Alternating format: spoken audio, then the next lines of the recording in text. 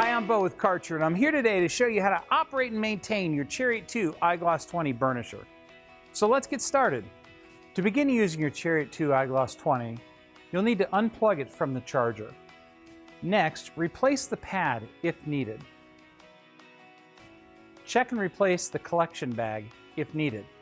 Keep in mind that because of the fine size of the particulate it's collecting, it will never fill up and it will need changed on a regular basis. You're now ready to transport your Chariot 2 iGLOSS 20 to the job site. The first thing you'll want to do is depress the operator presence switch by stepping onto the platform. Turn the key on, select the transport mode you want to use, select either forward or reverse on the direction switch. Finally, depress the yellow foot pedal to begin moving the Chariot 2 iGLOSS 20. Once you've reached the cleaning area, you want to select the burnishing mode on the Chariot 2 iGLOSS 20 that you wish to use.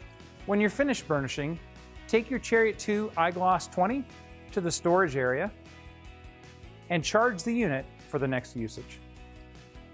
Be sure to replace pads or change vacuum collection bags if needed. So there you have it. You now know everything that you need to know to safely and effectively operate and maintain your Chariot 2 iGLOSS 20 burnisher. Until next time, keep it clean.